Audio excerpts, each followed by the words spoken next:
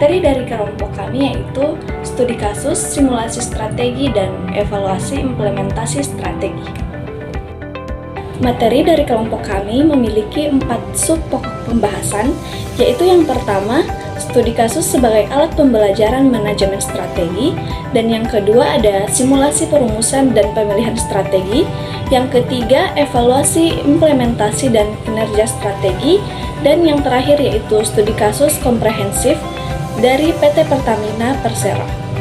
Saya akan menjelaskan sub pokok pembahasan yang pertama yaitu studi kasus sebagai alat pembelajaran manajemen strategi, di mana definisi dan tujuannya yaitu studi kasus merupakan metode pembelajaran yang memungkinkan mahasiswa mengaitkan teori dengan praktik nyata. Melalui situasi bisnis yang kompleks dan tidak terstruktur, mahasiswa dihadapkan pada kondisi nyata pengambilan keputusan strategis. Dan berikutnya yaitu proses pembelajaran. Dalam konteks manajemen strategi, studi kasus menggambarkan proses perumusan, implementasi, dan evaluasi strategi dalam organisasi nyata. Kasus mencerminkan dinamika lingkungan bisnis, persaingan, dan keterbatasan sumber daya. Berikutnya yaitu sifat kontekstual strategi. Studi kasus mengajarkan bahwa strategi bersifat kontekstual. Strategi yang berhasil pada satu organisasi belum tentu efektif pada organisasi lain. Perbedaan industri, budaya, dan lingkungan eksternal memengaruhi keberhasilan strategi. Karakteristik utama yaitu menggambarkan situasi bisnis nyata, melibatkan ketidakpastian dan berbagai kepentingan, mendorong pembelajaran analitis dan reflektif, dan yang terakhir yaitu tidak memiliki satu jawaban benar. Oke, baik, selanjutnya itu ada manfaat studi kasus dalam pembelajaran. Yang pertama itu membantu mahasiswa mendiagnosis masalah strategis secara tepat. Yang kedua itu ada melatih berpikir kritis dan pengambilan keputusan berbasis data. Dan yang ketiga itu mendorong diskusi kolaboratif untuk memperkaya sudut pandang. Yang keempat itu ada mengembangkan refleksi etika terhadap dampak keputusan bisnis. Yang kelima itu ada membiasakan penggunaan data, keuangan, operasional, dan pasar dalam analisis. Yang selanjutnya itu ada meningkatkan kesiapan profesional karena mahasiswa berlatih menghadapi situasi nyata. Selanjutnya itu ada karakteristik dan pendekatan analisis studi kasus. Yang pertama itu ada menggunakan pendekatan holistik, yaitu melihat masalah dari faktor internal dan eksternal. Yang kedua itu ada fokus pada identifikasi masalah utama sebelum menentukan solusi. Yang ketiga itu ada analisis dilakukan secara berbasis data, bukan hanya intuisi. Yang terakhir itu ada tujuan agar rekomendasi strategi lebih relevan dan akurat. Dan yang terakhir itu ada konsep dasar simulasi perumusan dan pemilihan strategi. Simulasi strategi adalah metode pembelajaran yang mendapatkan mahasiswa sebagai pengambilan keputusan. Mahasiswa belajar memahami kondisi organisasi sekaligus merasakan proses pengambilan keputusan nyata. Tahapan simulasi: memahami konteks organisasi, 2. menganalisis lingkungan bisnis, 3. mengevaluasi kondisi internal perusahaan, 4. menyusun alternatif strategi, 5. memilih strategi yang baik. Selanjutnya, analisis lingkungan eksternal dan internal. Nah, pada poin analisis lingkungan eksternal, dalam simulasi mahasiswa melakukan analisis lingkungan eksternal untuk mengidentifikasi peluang dan ancaman. Nah, memiliki 4 faktor. Yang pertama itu faktor ekonomi, yang dimana kondisi perekonomian, inflasi, dan pertumbuhan. Terus faktor yang kedua itu faktor teknologi, yang dimana inovasi teknologi, digitalisasi, dan otomatisasi. Terus faktor yang ketiga itu faktor sosial, yang dimana meliputi demografi, gaya hidup, dan nilai masyarakat. Terus yang keempat itu faktor persaingan, yang dimana meliputi rivalitas, ancaman pendatang, dan bargaining power. Nah, outputnya itu pemahaman dinamika lingkungan dan ketidakpastian. Nah, pada poin analisis lingkungan internal, analisis internal menjadi bagian penting dalam simulasi perumusan strategi untuk mengevaluasi sumber daya, kapabilitas, dan kelemahan. Nah, memiliki 4 poin. Yang pertama itu sumber daya, yang kedua itu kapabilitas, dan ketiga itu kelemahan, yang terakhir itu kekuatan. Outputnya itu strategi yang realistis dan dapat diimplementasikan. Nah, selanjutnya evaluasi implementasi dan kinerja strategi. Yang pertama itu pentingnya evaluasi, yang dimana evaluasi implementasi dan kinerja strategi merupakan tahap krusial dalam manajemen strategi. Evaluasi menentukan sejauh mana strategi yang dirumuskan benar-benar menghasilkan hasil yang diharapkan. Evaluasi tidak hanya berfokus pada pencapaian target, tetapi juga pada kesesuaian proses implementasi dengan tujuan strategis. Terus yang kedua itu tantangan implementasi. Implementasi strategi seringkali menghadapi tantangan yang tidak terprediksi, keterbatasan sumber daya, resistensi internal, dan perubahan lingkungan eksternal. Evaluasi diperlukan untuk mengidentifikasi kesenjangan antara rencana dan realisasi. Terus yang terakhir itu indikator kinerja strategis, yang dimana evaluasi kinerja strategis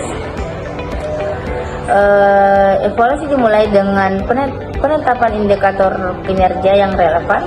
Indikator mencerminkan tujuan strategis yang mencakup aspek keuangan maupun non-keuangan. Nah, yang meliputi itu kepuasan pelanggan, efisiensi proses, dan pengembangan kapabilitas organisasi. Nah, selanjutnya itu fungsi evaluasi. Yang pertama itu identifikasi kesenjangan yang meliputi antara rencana dan realisasi. Yang kedua itu pembelajaran organisasi yang meliputi umpan balik dan untuk perbaikan. Terus yang ketiga itu proses berkelanjutan yang meliputi bukan kegiatan satu kali. Dan yang terakhir itu perspektif pemangku kepentingan yang meliputi kepuasan internal dan eksternal. Nah, selanjutnya evaluasi implementasi dan kinerja strategi. Yang pertama itu pentingnya evaluasi, yang dimana evaluasi implementasi dan kinerja strategi merupakan tahap krusial dalam manajemen strategi. Evaluasi menentukan sejauh mana strategi yang dirumuskan benar-benar menghasilkan hasil yang diharapkan. Evaluasi tidak hanya berfokus pada pencapaian target, tetapi juga pada kesesuaian proses implementasi dengan tujuan strategis. Terus yang kedua itu tantangan implementasi. Implementasi strategi seringkali menghadapi tantangan yang tidak terprediksi, keterbatasan sumber daya, resistensi internal, dan perubahan lingkungan eksternal. Evaluasi diperlukan untuk mengidentifikasi kesenjangan antara rencana dan realisasi. Terus yang terakhir itu indikator kinerja strategis, yang dimana evaluasi kinerja strategis evaluasi dimulai dengan penetapan indikator kinerja yang relevan. Indikator mencerminkan tujuan strategis yang mencakup aspek keuangan maupun non-keuangan. Nah, yang meliputi itu kepuasan pelanggan, efisiensi proses, dan pengembangan kapabilitas organisasi. Nah, selanjutnya itu fungsi evaluasi. Yang pertama itu identifikasi kesenjangan yang meliputi antara rencana dan realisasi. Yang kedua itu pembelajaran organisasi yang meliputi umpan balik dan untuk perbaikan. Terus yang ketiga itu proses berkelanjutan yang meliputi bukan kegiatan satu kali. Dan yang terakhir itu perspektif pemangku kepentingan yang meliputi kepuasan internal dan eksternal. Baik, selanjutnya ada balance scorecard. Dalam evaluasi kinerja, pendekatan balance scorecard sering digunakan dalam evaluasi kinerja strategi karena mengintegrasikan berbagai perspektif kinerja. Nah, pendekatan ini membantu organisasi menghindari fokus sempit pada indikator tunggal. Nah, pada balance scorecard, bobot evaluasi dapat dibagi menjadi 4 perspektif. Yang pertama ada keuangan yang diberi bobot 30% karena berkaitan dengan profitabilitas dan efisiensi. Kedua ada pelanggan mendapat 25% karena kepuasan dan retensi sangat penting. Nah, proses internal juga 25% karena menyangkut kualitas, efisiensi, dan inovasi. Sementara itu pembelajaran yang terakhir dan pertumbuhan diberi 20% sebagai dasar pengembangan SDM dan budaya organisasi. Manfaat balance scorecard memberikan gambaran menyeluruh tentang dampak strategi dan menghindari fokus sempit pada indikator tunggal. Dalam pembelajaran, mahasiswa dilatih memahami hubungan antar indikator strategi. Selanjutnya ada faktor kunci keberhasilan implementasi strategi.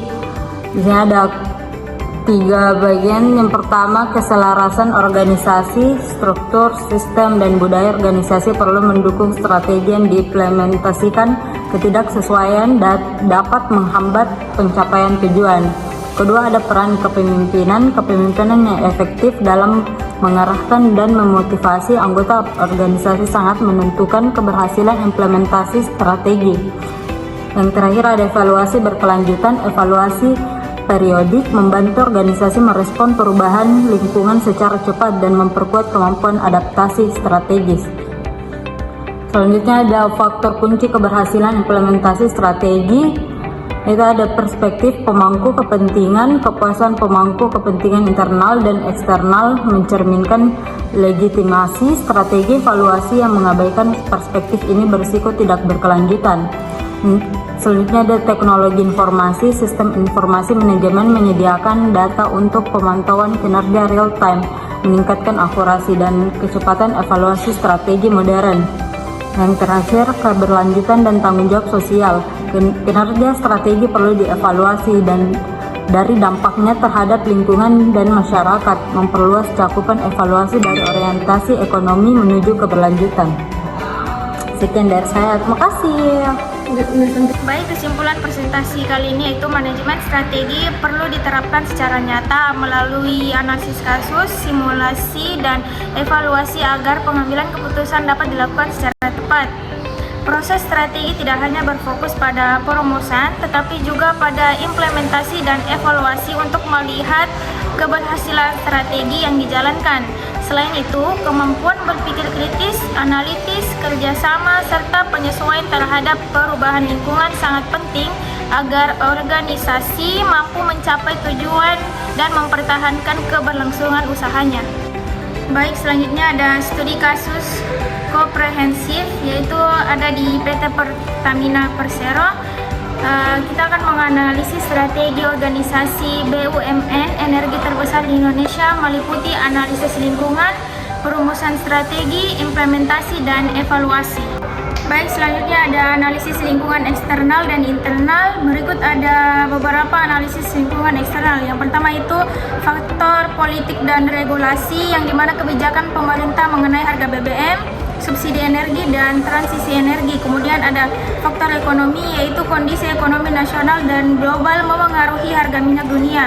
Kemudian ada faktor sosial, yaitu masyarakat membutuhkan energi yang mudah diakses, murah, dan berkualitas. Kemudian selanjutnya ada faktor teknologi, yaitu digitalisasi layanan dan pengembangan teknologi eksplorasi migas. Dan yang terakhir ada faktor persaingan, yaitu persaingan dengan perusahaan energi swasta dalam dan luar negeri. Kemudian ada analisis lingkungan internal, yaitu ada 2 di sini, ada kekuatan dan kelemahan.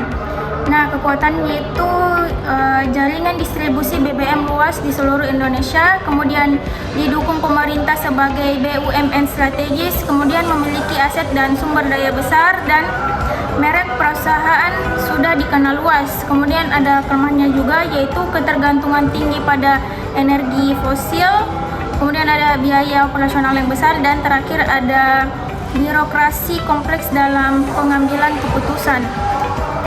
Selanjutnya, pada bagian alternatif strategi dan pemilihan strategi terbaik, terdapat 3 strategi utama yang dapat diterapkan perusahaan. Yang pertama itu strategi EBT atau energi baru terbarukan. Strategi ini berfokus pada peningkatan investasi pada energi ramah lingkungan seperti panas bumi, biofuel, dan energi surya.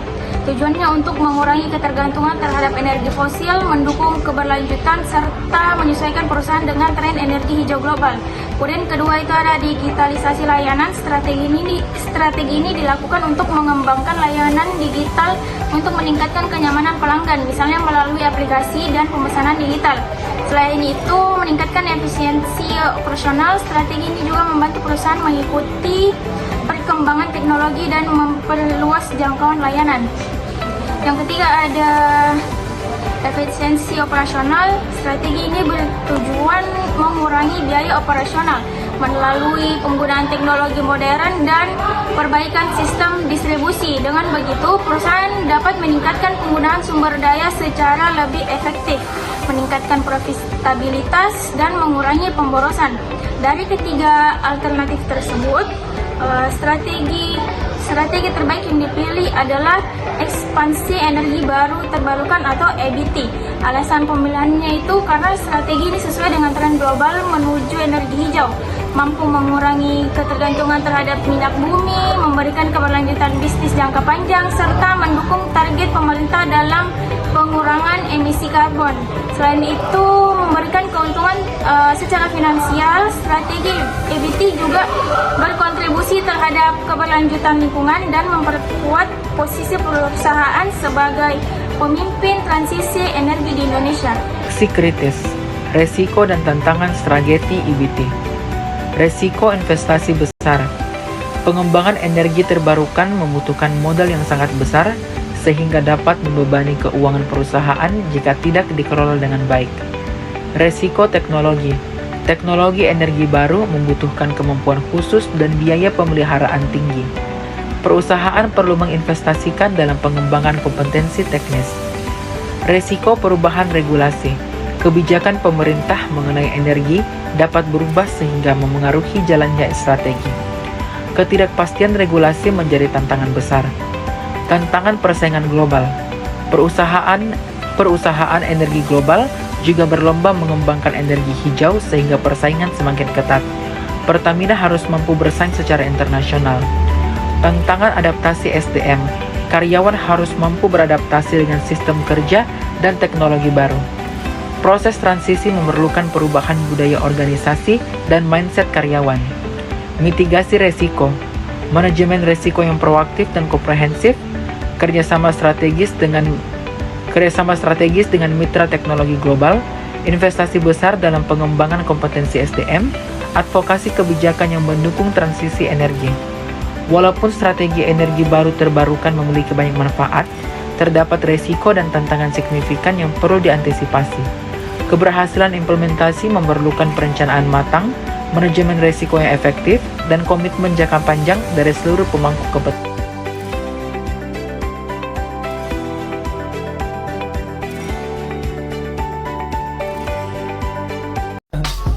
I just had to let you know you're. She a happy baby, she a happy